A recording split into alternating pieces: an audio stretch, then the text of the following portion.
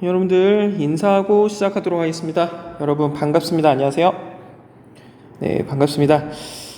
이번에 6월 4일날 여러분들 그 두 번째로 이제 고등학교 오셔가지고 모의고사 봤는데 정말 일단 고생 많으셨습니다.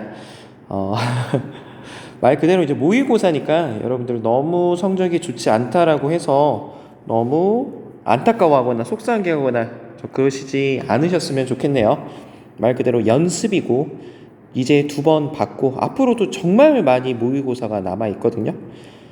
이제 근데 그냥 넘어가는 것이 아니라 여러분들이 반드시 점검을 하셔야 되겠죠. 내가 이 부분을 알고 있구나. 그리고 내가 이 부분을 모르고 있구나. 그러니까 이거를 뭐 교정을 해서 뭐 확실하게 알고 다음 시간에 꼭 맞춰야 되겠구나. 그래서 내가 무엇을 알고 무엇을 모르는지 점검 용도로 모의고사를 이렇게 차근차근 분석해 나가다 보면은 분명히 좋은 결과가 있을 것이라고 생각이 듭니다. 그래서 이번 시간은 1번부터 20번까지 그렇게 뭐 자세하게까지는 알려드리지 못하고요. 여러분들이 이것이 무엇을 물어보고 있고 그리고 이것이 답이 왜 이것인지에 대해서 간단하게 기출 해설을 해 드리려고 합니다. 그래서 아무쪼록 이 강의가 여러분들에게 좀 도움이 됐으면 하는 바람에서 찍는 거니까 열심히 들어주시면 되겠습니다. 자, 1번 문제부터 보도록 할게요. 자, 밑줄친 잠시만요. 밑줄친 이 시대의 사회 모습으로 옳은 것은, 자, 여러분 한 가지 이제 좀 한국사 같은 경우에는 문제를 보시면은 다 옳은 것을 찾으라 그래요. 옳은 것, 옳은 것, 적절한 것, 적절한 것, 옳은 것, 적절한 것, 옳은 것, 적절한 것, 이런 식으로 옳지 않은 것을 골라보라고 하는 문제가 나오지 않습니다. 그 말은 무슨 말이야? 답은 하나고 나머지 4개는 오답이라고 하는 거죠. 그리고 한국사 문제를 풀다 보면은 이 정답이 여기 딱 나오는데 나머지 4개가 너무 답이 아닌 경우도 있거든. 그래서 속어법, 이건 아닌 것 같다. 그래서 지어가면서 맨 마지막에 남은 것이 답이다. 이런 식으로 하면은 훨씬 더 정답률이 높아질 수 있어요. 그래서 한국사 모의고사와 그 다음에 그 뭐 수능은 이런 식으로 푸는 게 훨씬 더 이렇게 좋겠다. 이런 생각이 좀 듭니다. 자, 1번 문제 보도록 할게요. 1번 문제는 반드시 선사시대가 시험에 나옵니다. 선사시대. 근데 이 선사시대는 보통 무엇을 물어보느냐? 구석기, 신석기, 청동기. 그래서 이 3개 시기 중에서 하나를 물어봐요. 그럼 여러분 여기서 어떻게 문제를 푸셔야 되느냐? 구석기 때 볼 수 있는 생활 모습이나 뭐 유물, 유적, 신석기 시대 때 볼 수 있는 생활이나 유물, 유적, 청동기 시대 때 볼 수 있는 생활 모습이나 유물, 유적, 이런 걸 찾으시면 되거든요. 자, 그럼 1번 문제 봐봅시다. 자, 이 유물은 이 시대를 대표하는 빗살무늬 토기. 동그라미 치세요. 이 시대 사람들의 생활 모습에 대해 댓글을 달아주세요. 갈돌과 갈판 등 간석기를 사용했어요. 움집을 짓고 정착 생활을 했어요. 그래서 빗살무늬 토기, 간석기, 움집, 정착 생활을 통해 이 시기가 신석기 시대라는 것을 알 수가 있습니다. 자, 그럼 신석기 시대와 관련된 답은 일단 정답은 다 2번 농경과 목축이 시작되었다라고 볼 수가 있겠네요. 자, 이 전에 신석기 시대 전에 구석기 시대 때는 먹을 것을 찾아 이동하는 이동 생활을 했습니다. 그래서 뭐 사냥이라든지 물고기 잡이라든지 과일 같은 거 채집동에서 이제 먹고 살았었어. 그래서 이제 예를 들어서 화정동에서 채집, 그 다음에 뭐 사냥, 뭐 물고기 잡이, 이게 다 잡아먹은 거예요. 다 이렇게 과일 같은 것도 다 이제 따서 먹고. 자, 그러면은 이제 이 화정동은 더 이상 먹을 게 없단 말이야. 그럼 옆 동네로 이동을 해야 되겠죠. 쌍촌동으로. 그리고 쌍촌동도 다 잡아먹었어요. 그럼 뭐 옆에 뭐 치평동으로 뭐 이사를 이렇게 계속 이사를 다녀야 돼. 우리 그것을 이동 생활이라고 이야기를 합니다. 근데 이 신석기 시대 때부터는 농사가 시작이 되고, 그리고 이제 뭐 짐승들을 뭐 울타리를 쳐가지고 기르기 시작하는 목축이 시작되는 거예요. 그러면은 이제 농사 같은 경우에는 뭐 3월에 이제 씨를 뿌린다고 하더라도 한 10월쯤에나 추수를 하잖아요. 그러니까 더 이상 이동할 수가 없는 거예요. 왜? 거기에서 잡초도 뽑아주고 그 다음에 물도 주고 계속 그래야 되니까 한 곳에 머무르게 되는 정착 생활이 시작되는 거죠. 그래서 신석기 시대 때부터는 농경과 목축이 시작되면서 자연스럽게 정착 생활이 시작되게 되었다.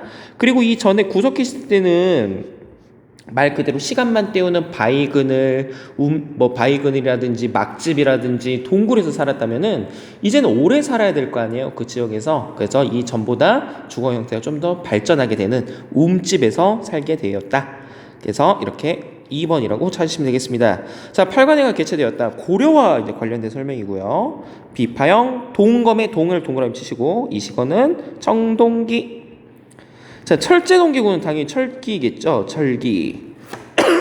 영구라고 하는 제천 행사가 시행되었다. 부여의 제천 행사가 되겠습니다. 따라해 볼게요. 부영고. 부영고. 답은 2번. 자, 2번 보겠습니다. 가 제도가 시행된 국가의 경제 상황에 대한 설명으로 옳은 것은, 자, 관리나 직역 담당자에게 전지와 시지를 지급하였다. 수조권을 행사할 수 있게 되었다. 경종, 목종, 문종인데 핵심 포인트는 전지와 시지를 지급했다. 이걸 합쳐서 우리는 전시과 제도라고 이야기를 해요.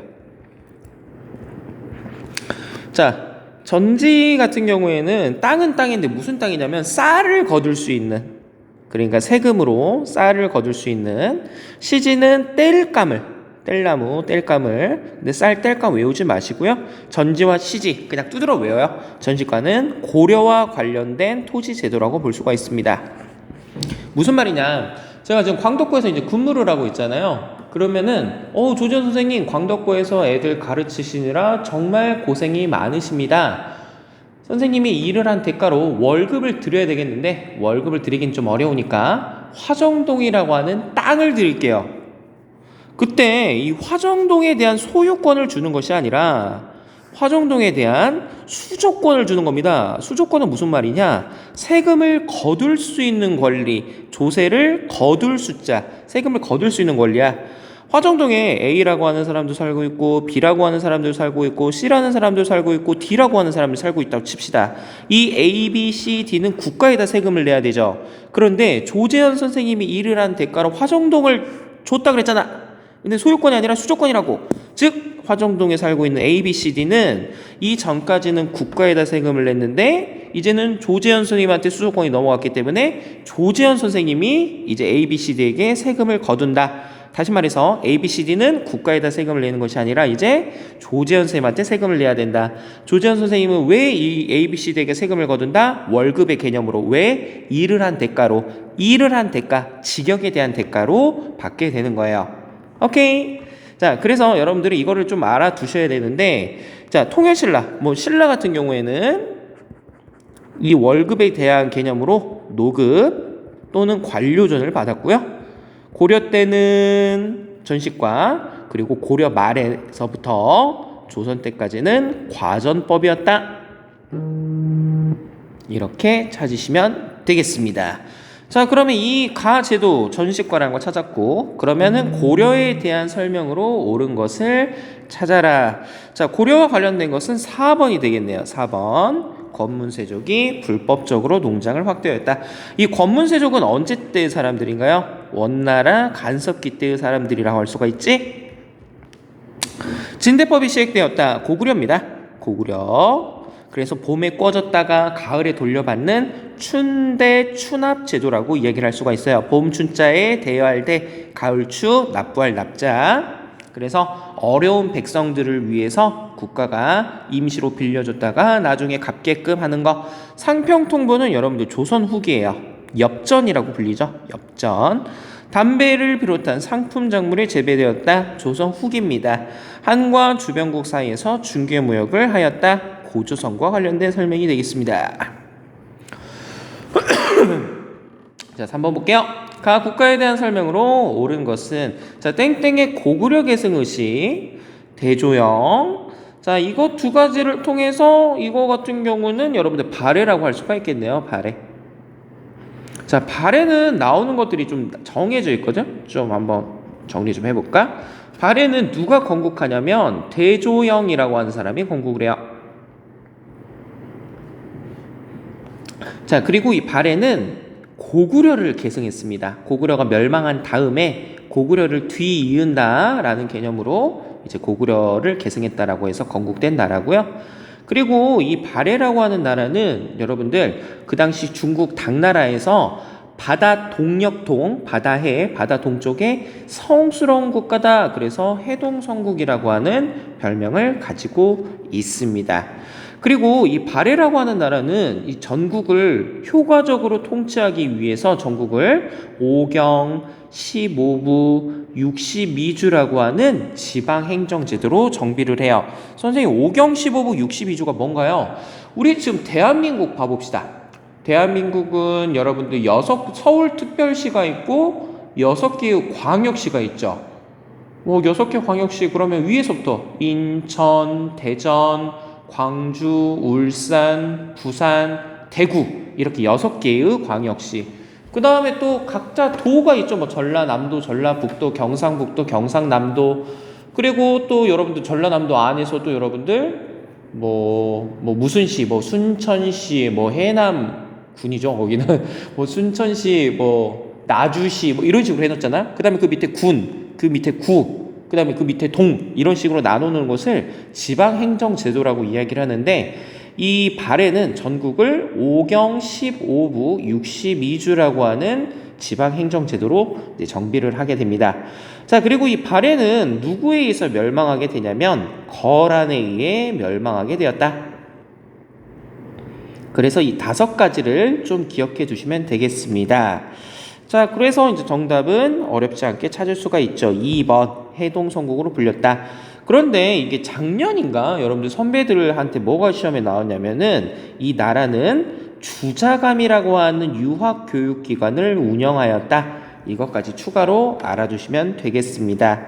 자, 오답도 봐볼게요. 22담로의 왕족을 파견하였다. 백제 무령왕 때예요. 22담로는 여러분들 광역시의 개념으로 생각하시면 됩니다. 이 백제가 지방을 통제하기 위해서 22개의 광역시를 설치하고 자기가 정말 믿을 수 있는 왕족을 파견함으로써 중앙에서 지방을 통제하려고 하였다. 이렇게 기억을 해주시면 되겠어요. 자, 교육기관으로 성균관을 운영하였다. 고려 말에서부터 조선 때 이르는 교육기관이라고 할 수가 있죠. 가들이 사출도를 나누어 다스렸다. 부역 도 병마사를 두어 국방 문제를 논의하였다. 고려에 관련된 설명이라고 할 수가 있습니다. 자, 4번 보겠습니다. 밑줄 친 이 시기에 있었던 사실로 옳은 것은, 자, 다음 자료는 이 시기에 일어난 대표적인 농민과 천민의 봉기를 표시한 지도입니다. 무신들의 권력 다툼이 핵심 키워드겠네요. 지방 간의 수탈이 심해 백성의 생활이 어려웠습니다. 이음인과 같은 천민 출신 집권자가 등장하면서 신분 상승에 대한 기대감이 높아졌습니다. 이에 농민과 천민의 봉기가 많이 일어났습니다. 자, 밑에 봐보니까 만적과 망이, 망소이, 그리고 이음인, 이거는 모두 다 여러분들 고려시대 중에서도 무신 정권과 관련이 있습니다. 이 무신 정권 때는 여러분들 우리가 무슨 시대라고 이야기를 하냐면 하극상의 시대라고 이야기를 해요. 계급이 낮은 사람들이 계급이 높은 사람에게 이제 저항하면서 일종의 이제 쿠데타로 집권을 하게 되는 것이죠. 그러니까 이제 백성들이 보기에는 뭐야? 저 계급이 낮은 사람이 계급 높은 사람한테 덤비네? 그럼 우리도 할 수 있는 거 아니야? 이런 식으로 해서 이제 계속 반란이 일어났던 시대. 우린 이 시대를 하극상의 시대, 고려 무신 정권 시대라고 이야기를 합니다. 특히나 이 개경에서 이 만적 같은 경우에는 최충원의 사노비예요. 최충원이 개인적으로 부리던 노비인데, 아니 왕후장상의 씨가 따로 있냐? 왕, 제후, 이렇게 장군, 재상의 씨가 따로 있느냐? 누구나 능력 되면 할 수 있는 거 아니냐? 그래서 이제 반란을 일으켰는데 이것이 사전에 발각이 되어서 목숨을 잃게 되고요. 이 망이 망소이는 그 당시 공주 명학소, 고려는 향부곡소라고 하는 특수 행정구역을 운영하였거든요. 이 향부곡소는 주변 지역에 비해서 세금도 많이 내고 이사도 못 가고 과거도 못 보는 등 여러 가지 차별을 많이 받았어요. 그래서 그런 차별에 분노해서 일어난 것이 망이 망소의 난이야. 그래서 이런 걸 통해서 무신 정권이라는 걸 알 수가 있는데, 이 무신 정권 때는 4번 강화도로 전도해서 몽골에 저항하는 모습을 보이게 됩니다. 누구 때? 무신 정권 중에서도 최충원의 아들이었던 최후 때. 당의 산둥반도를 공격하였다. 이 발해 무왕 때예요. 발해 무왕. 장문유라고 하는 사람을 시켜가지고 그 당시 당의 산동반도를 공격해서 거기 자사, 그러니까 지방관을 이제 제거하게 되죠. 자, 남한산성에서 청과 맞서 싸웠다. 여러분들 이거 인조 때 병자호란이 되겠네요. 병자호란. 조선이죠. 조선. 살수에서 수의 군대를 물리쳤다. 여러분들 고구려네요. 고구려 누구다? 누구야? 을지문덕이죠. 명나라와 후금 사이에서 중류 외교를 펼쳤다. 조선 광해군에 관련된 설명이죠. 이 광해군의 중류 외교 정책으로 임진을 한 이후에 전쟁을 피할 수 있었지만 어떻게 임진을 할 때 도와줬던 우리 아버지의 나라 명나라를 배신할 수 있단 말인가? 그래서 그걸 계기로 광해군이 쫓겨나고 인조가 집권하게 되면서 인조는 중류 외교를 벗어나서 다시 친명 배금 정책을 취하게 되지. 그래서 정묘호란과 병자호란을 겪게 되는 것이죠. 자, 5번 보겠습니다. 가에 들어갈 내용으로 가장 적절한 것은 태조 왕건이 건국한 이 국가의 통치 제도에 대해서 배운 내용을 알려주세요. 이성육부 제도를 마련했어요. 주연의 지방관은 지방관에 파견되지 않는 속군 속현을 함께 관리했어요. 고려네요. 고려와 관련된 것. 정답은 4번이 되겠습니다. 전국을 경기와 5도 양계로 나누어 다스렸어요. 여러분들 이걸 아까 지방행정제도라 그랬었죠? 지방행정제도는 중앙에서 지방을 효율적으로 통치하기 위해서 특별시, 광역시, 시, 군, 구로 나눠놓은 것을 지방행정제도라고 그래. 고려는 전국을 5도 양계로 나누어서 통치했고요. 12개의 광역시를 만드는데 그걸 12목이라고 그래. 고려 성종 때. 좌서정과 우서정이 육부를 나누어 맡았어요. 자, 발해입니다. 발해. 육조 직계제를 시행하여 왕권을 강화하였어요. 조선이죠. 조선 태종 때, 세조 때 육조 직계를 운영합니다. 지방행정의 유충지에 오소경을 설치하였어요. 통일신라 때죠. 통일신라 신문왕 때. 구주 오소경이라고. 화백회의를 통해 국가의 중대사를 결정했어요. 신라와 관련된 설명이 되겠습니다. 6번 가에 들어갈 내용으로 가장 적절한 것은 태종에게 왕위를 물려받고 유교 정치 이념을 실현하기 위해 노력한 왕의 정책에 대해 설명해 주세요. 집현전을 만들었대요. 의정부 서사제를 시행했대요. 이 사람은 세종이 되겠습니다. 조선의 세종이 되겠죠. 자, 조선 세종은 어렵지 않게 찾을 수 있겠네요. 훈민정음을 반포했어요. 네, 좋습니다. 이 집현전 학자들과 이제 훈민정음을 같이 만들었다는 이야기가 있는데 요즘에는 좀 이제 달라졌죠. 세종 본인과 왕자들과 함께 만들었다는 이야기가 더 강하죠. 이제 집현전 학자들은 이걸 반대했다고 하고. 자, 우상국을 복속시켰어요. 이거 신라 지증왕 때입니다. 누구를 시켜서? 이사부라고 하는 사람을 시켜서 지증왕 13년 섬나라 우상국 나나나나. 그렇죠. 자, 교정도금을 설치하였어요. 이거 고려 때 최충원입니다. 최충원. 최씨 무신정권 이 아들이 최후라고 말씀드렸죠. 최후는 아까 수도를 어디로 옮겼다고? 강화도로 옮겼다고. 평양으로 수로 옮겼어요. 자, 고구려가 되겠죠. 고구려 장수왕과 관련된 설명이 되겠죠. 남진 정책 때문에. 과거 제도를 처음으로 실시했어요. 고려 누구예요? 광종 되겠죠. 네, 그래서 답은 2번. 자, 7번 보겠습니다. 밑줄 친 변란이 일어난 시기를 연표에서 옳게 고른 것은 왕은 의주까지 피란을 갔대요. 여러 지역에서 의병이 일어났다고 합니다. 당시 삼도의 병마 절도사와 수군 절도사가 모두 인심을 잃은 데다 변란이 일어난 뒤에 군사와 식량을 징발하자 백성들이 의지를 잃고 왜군을 만나면 모두 달아났다. 왜? 일본 애들인가 봐요. 호남의 고경명, 김천일, 곽재우인데 곽재우라고 하는 사람을 좀 기억해 주시면 되겠습니다. 이 곽재우는 붉은색 옷을 입고 다닌다 그래서 홍의 장군이라고 불렸는데 이 사람이 활약했던 전쟁은 임진왜란이에요. 임진년에 왜구들이 난리를 쳤다. 자, 임진왜란은 조선 건국 전이고요. 선조 때 일어났으니까 인조반정 전이죠. 라가 되겠네요. 왜 그래요? 선조 때 임진왜란, 그리고 광해군 때 중류외교, 그 다음에 인조. 인조 이후에 정묘호란과 병자호란이 일어나니까 답은 라. 선조 때니까요. 광해군은 왜 동그라미 쳤냐? 정신 안 차려? 네. 그래서 이렇게 찾으시면 되겠습니다. 이건 좀 어렵게 나온 거예요, 여러분들. 그리고 임진왜란 때 활약했던 사람들을 좀 적어 놓읍시다. 권율, 이 육군에서 이제 활약을 했었고요.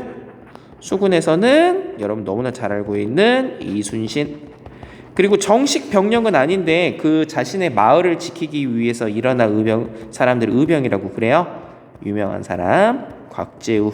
이 정도는 기억해 둡시다. 자, 8번 보겠습니다. 가에 들어갈 내용으로 가장 적절한 것은 서원철폐, 호포제 실시, 대전회통. 이 사람은 흥선대원군이 되겠습니다. 흥선대원군 일단은 답은 5번인데요. 이거는 좀 적어볼까? 위에 좀 공간에다 적어봅시다. 자, 이 흥선대원군은 본명이 이하응이에요. 이 대원군이라고 하는 것 자체가 이제 왕의 아버지예요. 왕의 아버지. 순조, 헌종, 철종 이렇게 3대 60여 년간 세도 정치, 안동김 씨와 풍양주 씨라고 하는 소수 가문들이 권력을 잡아요. 근데 마지막 철종이 후계자 없이, 아들 없이 이제 승하하게 되자, 돌아가시게 되자, 그 당시 이 이하응이라고 하는 사람이 그 당시 이제 조대비라고 하는 이제 분하고 이제 연락을 주고받으면서 자신의 두 번째 아들, 굉장히 똘똘하다, 얘를 왕으로 세우면 어떻겠는가. 그래서 그 사람이 왕이 됐는데 그 사람이 바로 고종입니다. 근데 고종이 나이가 너무 어려. 12살이야. 12살이면 여러분 초등학교 5학년이죠. 이 초등학교 5학년 애기한테 나라를 다스리게 하기에는 좀 너무 어려. 그래서 아버지가 이 고종이 성인이 될 때까지 대신 정치를 해주게 되는데 우린 이 시기를 흥선대원군 집권기라고 이야기를 합니다. 그래서 1863년부터 73년까지 딱 10년간 이제 고종이 22살이 되는 때까지만 정치를 운영을 해요. 이 흥선대원군은 크게 대내 정책과 대외 정책 이렇게 구분을 할 수가 있는데 좀 이만큼 쓰자.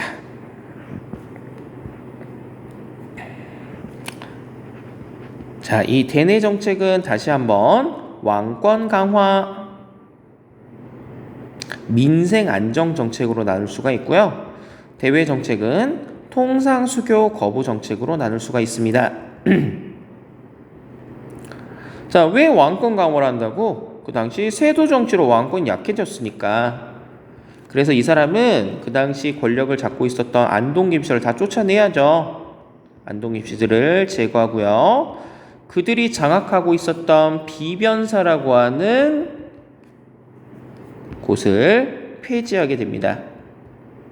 그리고 뭔가 왕권을 강화하겠다라고 하는 이벤트를 열어야 될 것 같아요. 그래서 임진왜란 때 불타가지고 방치되어 있었던 이 경복궁을 다시 만들게 되는데 결국에 문제는 뭡니까? 돈이죠. 그래서 그 당시 상평통보의 100배의 가치에 달하는 당백조, 오늘날로 따지면 500만 원 화폐를 마구마구 찍어내는 거예요. 돈이 없으니까 돈을 만들면 된다 생각을 했었던 거죠.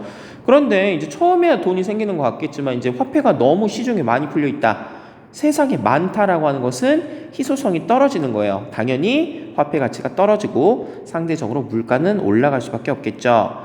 자, 이 당백전과 부자들에게 원에서 납부하는 돈, 원납전, 이거를 걷게 될 겁니다. 이거 이외에도 여러분들 대전회통이라고 하는 법전, 그리고 이거를 보좌할 수 있는 육전조례라고 하는 육전조례라고 하는 것을 따로 만들게 되는 것이죠. 자, 그래서 안동김씨 축출, 비변사 폐지, 경복궁 중건, 대정회통, 육전조례 이런 것들을 했었다. 자, 민생안정정책은 여러분들 세도정치 시기 때 무엇을 했습니까? 매관매직, 관직을 사고 파는 행위가 많아졌단 말이에요. 그래서 그 당시 관직을 돈 주고 산 사람들은 자기가 지금 5천만 원 주고 광주시장을 샀으니까 5천만 원 이상은 백성들한테 뜯어내야 되겠죠. 그래서 세금을 마구마구 걷게 되는데 그때 관리들이 토지세도 마구마구 걷고 그 다음에 막 군역도 막 마구마구 막 걷고 그리고 백성들을 위해서 만든 제도인 황국 가지고 막 장난을 치는 거예요. 우린 그것을 삼정의 문란이라고 이야기를 합니다. 이러한 삼정의 문란을 해결하기 위해서 전정의 문란, 그러니까 이 전정은 토지를 가지고 있는 얘들만 세금을 내는 거거든. 근데 이제 서류를 좀 조작을 해서 토지가 없는데 서류상에서만 존재하는 토지를 이거 네 땅 아니냐 그래갖고 세금을 걷는 백지징세. 그리고 군정, 16세에서 60세에 해당하는 남자들만 이게 부담하는 세금이거든요. 그런데 죽은 사람한테 막 걷어. 백골징포, 뼈인타에 막 포를 걷는 거야. 그리고 이제 막 태어난 어린 아이한테 걷어. 황구첨정. 황구는 노란색 개를 얘기하는 것이 아니라 이 어린아이들 입 주변이 노랗대요. 그래서 어린아이한테도 이거를 걷는다. 그래서 황구첨정. 그리고 마지막으로 환곡. 백성들 아까 진대법하고 똑같은 거야. 봄에 꺼졌다가 가을에 돌려받는 제도거든. 그런데 그 당시 이제 내가 필요하지도 않은데 강제로 꺼주거나 아니면 안 꺼졌는데 서류를 막 조작해가지고 너 그때 꺼갔잖아 이런 식으로 막 걷는 거야. 그래서 이거를 강제적으로 걷는다 그래서 늑대라 그래요. 강제 늑자에 대여할 대자. 틈새 개그. 늑대가 자기 동생 부를 때 하는 말은 아우 죄송합니다. 자, 어찌됐든 이런 전정의 문제를 해결하기 위해서 이 사람은 누가 땅을 가지고 있고 누가 땅을 안 가지고 있는지를 조사하기 위해서 밭전자, 땅을 헤아릴 양자, 그래서 양전사업, 오늘날로 말하면 토지조사 사업이에요. 누가 땅을 가지고 있고 안 가지고 있는지 그걸 조사하는 양전사업. 그리고 군정은 우리가 조선 후기로 갈수록 양반의 수가 늘어나잖아요. 양반은 군대를 가 안 가? 안 간단 말이야. 근데 양반의 수는 늘어나고 있고 군대를 안 가는 애들이 너무 많다 보니까 백성들한테 너무 많은 군포 그 부담이 있다는 거야. 그래서 이제는 양반들한테도 군포를 물리는 호포제, 집호자야. 집에 다 포를 물린다는 거야. 그리고 황고 같은 경우 공무원들이 자꾸 장난질 치는 거잖아요. 그래서 민간에 맡기는 개인사자, 창고창자를 써서 사창제를 시행하게 될 겁니다. 그래서 이거 이외에도 서원을 정리하게 되는데, 서원은 그 당시 유학교육기관에다가 조상들한테 제사 지내고 그 뭐 공자, 맹자, 유교 선현들한테 제사 지내는 공간이었거든.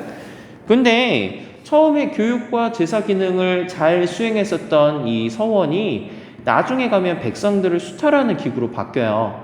그래서 그걸 바로잡기 위해서 전국에 47개만 남기고 정리하는 모습을 보이게 되죠.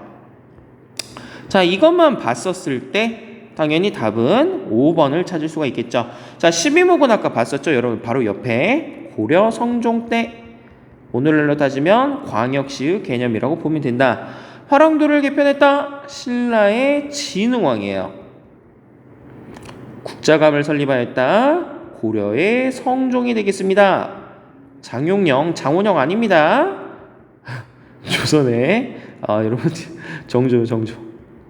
왕실 어떤 그 경호 부대라고 생각하시면 돼요. 지금으로 따지면 청와대 경호실? 이렇게 대통령 경호실.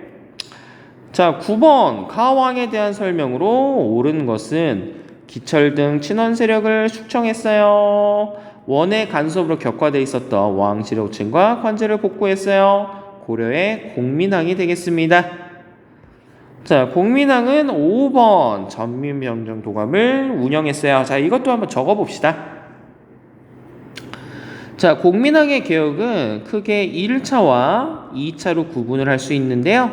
1차는 반원, 원나라에 반대하는 정책을 취하는 거예요. 그래서 반원 자주 정책. 2차는 왕권 강화 정책이라고 이야기를 합니다. 잠깐 물 한 모금 마실게.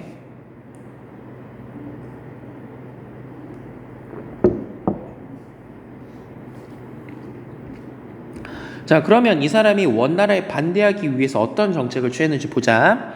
먼저 우리가 여러분들 일제강점기 때 일제에 빌붙어서 잘 먹고 잘 사는 사람들을 친일파라고 이야기하지. 자, 원나라 간섭기 때도 마찬가지로 원나라에 빌붙어서 잘 먹고 잘 사는 사람들을 우린 친원파, 다른 말로 권문세족이라고 이야기를 합니다. 이 기철이 대표적인 권문세족이라고 할 수가 있는데, 이 기철 같은 경우에는 자신의 여동생이 처음에 그 원나라의 그 바칠공 여자 써가지고 원나라에 그 당시 끌려갔던 여성이야. 근데 진짜 로또보다 훨씬 더 어려운 확률로 원나라 황제 눈에 띄게 된 거죠. 그래서 황후의 자리에까지 올라가게 되는데 우린 그 여성을 기황후라고 이야기를 합니다. 자신의 여동생이 너무나 이제 급진적으로 너무나 이제 갑작스럽게 승진을 하다 보니까 그 오빠도 덩달아서 지위가 높아지게 되는 거예요. 그래서 이 기왕후 자신의 여동생 백을 믿었었던 이 기철이라고 하는 사람이 이제 친원파로서 온갖 악행을 저지르게 됩니다.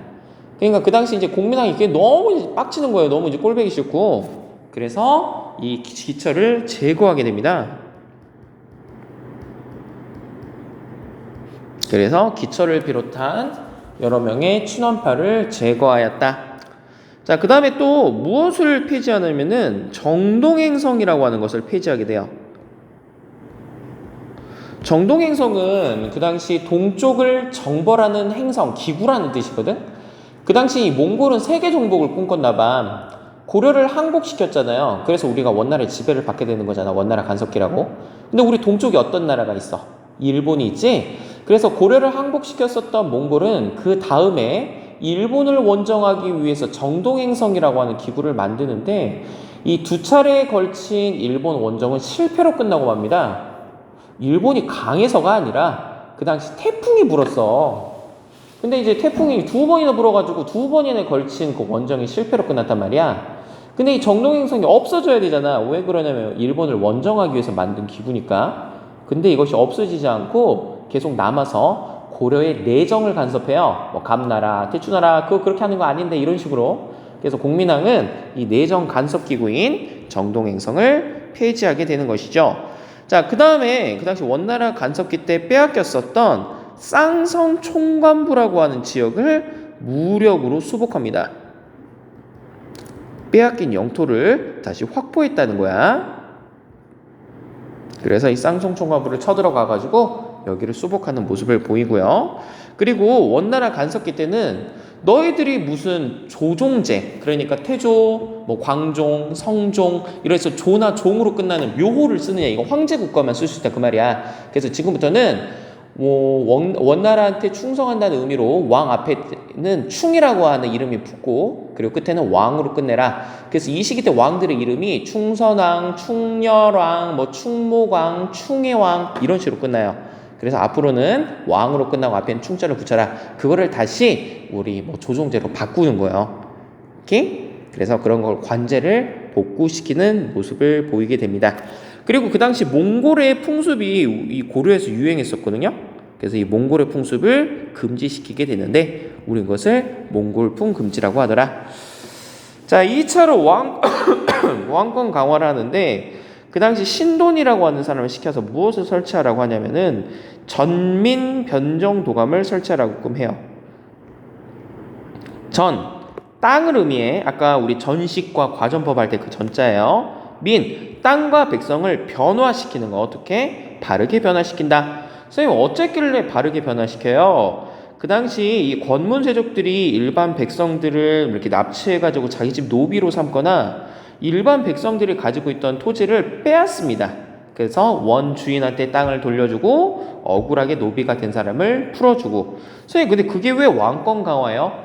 얘들아, 이 권문세족들이 노비가 많아진다는 소리는 곧 그들에게 무기를 쥐어주면 뭐가 된다는 거야? 병사가 된다는 거잖아. 그러면은 이 신하들이 병사, 즉 그 군사력이 강해지면 상대적으로 왕의 군사력이 약해진다는 소리 아니에요? 그래서 그들의 노비를 풀어줌으로써 군사력을 깎게 만드는 거기 때문에 왕권을 강화시키는 거나 볼 수가 있는 것이죠. 그래서 답은 5번이 되겠습니다. 자, 노급을 폐지하였다. 신라 신문학 때요. 정확히 말하면은 통일신라 때, 신문학 때. 태학을 설립하였다. 고구려 소수림 왕 때 유학교육기관이 여기서 유교를 가르쳐요. 홍문관을 설치하였다. 조선 성종 때. 이 홍문관은 사간원, 사원부와 함께 사헌부와 함께 삼사라고 불리면서 이 사림 세력들을 이제 강화시키는데 이제 일조하죠. 노비한번법은 고려 광종 때가 되겠습니다. 자, 10번만 하고 잠깐만 쉴게요. 자, 가에 들어갈 내용으로 가장 적절한 것은 양난 이후 서민문화. 여러분들 서민문화 나오면 무조건 조선 후기예요. 아시겠죠? 조선 후기. 조선 후기 때 볼 수 있는 모습, 풍속화, 김홍도, 신윤복, 판소리 이거 이후에 나올 수 있는 것이 여러분들 한글 소설, 사설시조, 진경산수와 이런 것들을 다 조선 후기 때 볼 수가 있습니다. 답은 3번 홍길동 전등 한글 소설이 유행했어요. 선생님이 조선 후기 때 서민 문화가 발전하나요? 얘들아, 이 문화라고 하는 것은 돈 따라가는 거거든. 나 어렸을 때는 뭐 지금은 골프가 많이 대중화되었잖아요. 와인, 뭐 요즘에 와인, 위스키 마시는 사람 많죠. 근데 저 어렸을 때는 뭐 와인, 위스키, 골프는 진짜 찐 부자들만 할 수 있었던 것들이었어. 근데 요즘에는 사람들의 소득이 굉장히 이제 많아지게 되면서 이제 보통 사람들도 뭐 골프 좀 여유 있으면 골프 치는 거고 위스키도 마시고 뭐 이렇게 와인도 마시고 막 그러는 거예요. 즉 조선 후기 때는 모내기의 일반화로 농업 생산량이 늘어나게 되면서 돈이 많아지는 서민들이 등장하게 돼요. 그래서 이 서민들은 교육도 많이 받고 자신들의 어떤 그런 문화 이런 거를 즐기게 되는데 우리는 그걸 서민 문화라고 그래. 서민들이 즐기는 문화다라고 그래서 이 서민 문화에서 한글 소설, 사설 시조, 진경사수와 뭐 여기 빠진 뭐 탈춤 같은 것들이 유명하게 됩니다. 그래서 답은 3번. 자, 팔만대장경이 조판되어서 고려 때죠. 누구의 침략을 막기 위해서? 몽골의 침략을 부처님의 힘으로 막기 위해서 만든 것이 팔만대장경이라 그래. 황룡사 구축목탑이 제작되었어. 이거 신라 때입니다. 신라 때. 상감 기법을 활용한 청자가 등장해서 청자 나오면 무조건 고려 청자, 조선 백자. 불국토를 형상화한 불국사가 창건되었어. 불국사 속구라면 둘 다 여러분들 신라는 신라인데 통일 신라 때 만들어진 것이죠. 그래서 어렵지 않게 풀어봤고요. 자, 11번부터는 잠깐만 쉬었다가 보도록 하겠습니다. 잠깐만 쉬었다가 이따가 봐요.